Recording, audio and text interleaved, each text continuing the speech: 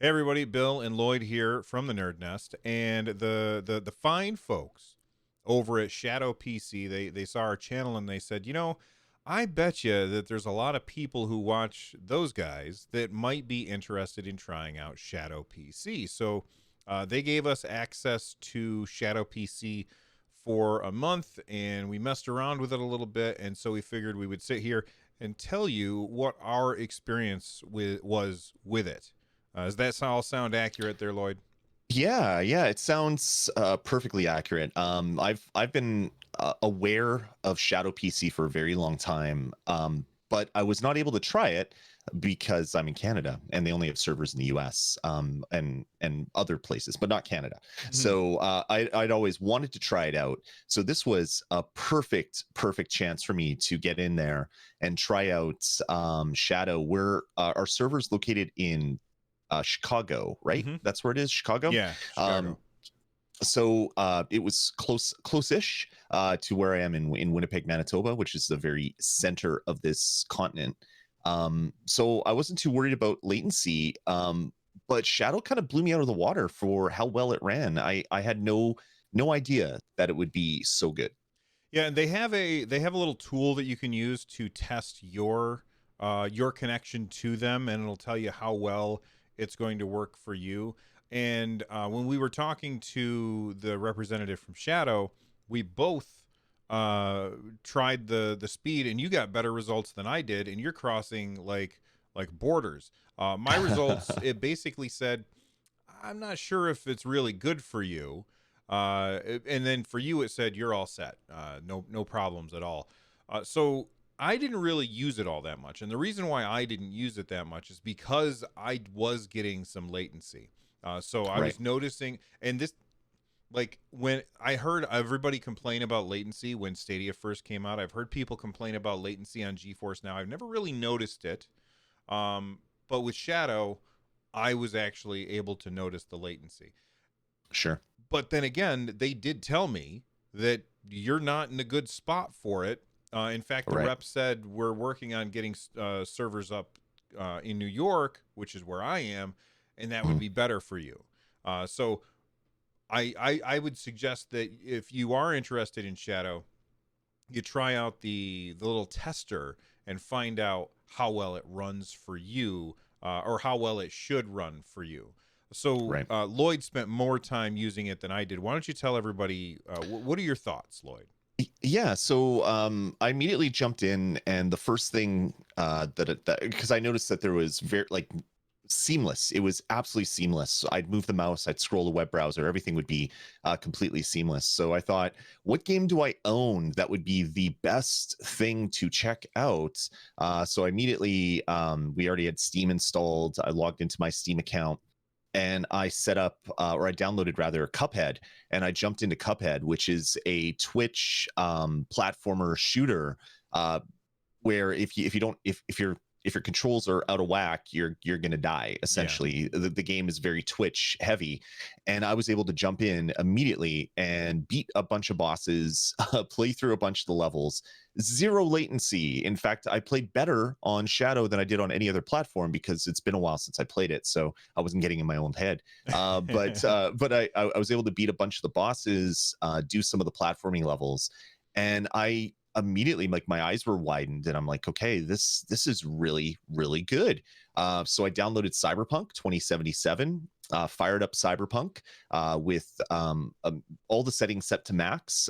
We were on a rig that didn't have RTX. I believe that they're rolling out the ability to have Yeah. RTX in different parts of the world. It's going to be a slow rollout. So everything but RTX. And I played through, I don't know, about an hour and a half of Cyberpunk, and it played perfectly. It looked great. I had previously been playing it on GeForce, so I was used to the way that the PC version played, and that is one of the biggest benefits to me of Shadow. The fact that you are essentially renting a full Windows PC. Like, when you log in, you have the taskbar at the bottom, you have the start menu, you have Internet Explorer, you can install Chrome, you can install a bunch of other things, and you can use that as a PC. In fact, some people that I know that run a fairly large YouTube channel for kind of Disney theme park stuff. When they do some major streams, they actually do it from a shadow PC or from another virtual PC because they don't want to deal with their own network having potential issues with latency or bandwidth or whatever can happen with technology. So they just upload all their videos there and they stream it from the boxes because the internet connection is very, very fast. So I could see now why they do that. And for the price, if you're just looking to buy a faster PC to do some tasks, like if you're video editing, if you're crunching numbers, big data sets in spreadsheets, or doing visualization on data, anything that requires a beefy CPU, this seems like a really good potential use for Shadow PC, in addition to all the gaming stuff that it is really geared towards. Yeah, I ended up uploading some footage. Like I had locally recorded some footage, and then I uploaded it to the cloud, and then I downloaded it on the Shadow PC, and I installed DaVinci Resolve, which is the video editor that I use. And I messed around a little bit, and I hit render, and it was just as fast as it is on my local machine, which is a pretty beefy machine. Um, there's one word that we've said a lot when we're talking about this. Actually, two words that we've said a lot: Sure. download and install. So Mm, while you're right, I do think it's definitely a viable alternative to buying a beefy PC. I do think that the $12 a month plan uh, mhm. is actually not that bad. I think you're Yeah. getting a pretty good deal there, but it's not really cloud gaming in the way that most of us have spent the last year and a half or so learning what cloud gaming is like, because you do have to do the computer maintenance of downloading things and installing things and finding the C drive and all that stuff. So Right. like, what are your thoughts on that? I know that a lot of people in the past, when what is it, free Fortnite happened, where Fortnite was getting pulled off of iOS and Mac app stores. I know a lot of people are saying, "Well, I'm still playing Fortnite on my iPhone because I use Shadow PC," and they're just streaming the Epic Games version of it. The if you're used to downloads and stuff like that, this is going to be no different. Although, if you want to play all of the streaming stuff and you only want to have one client, you can actually stream all the things to your Shadow PC and then stream them to your home, which I think is Streamception. So I don't know how well that is going to work, but I've heard of people doing something like that where they have like the Xbox client and the GeForce and the Stadia client, and then they're doing it all through one Shadow PC client, which is a uh, pretty pretty interesting way to do it, we'll say. Yeah. But it works. And that is kind of the difference between Shadow and every other provider, is anything you can do on a PC, you can do on Shadow, which is interesting. It's an interesting it's a different take on streaming games to a home machine or client of some sort. So I could see a lot of people taking advantage of it for that reason as well. Yeah, if you look at all of the different cloud computing or cloud gaming platforms, they all have their own take on it. So Stadia is, you know what, this is just a console. You hit a button, you start playing.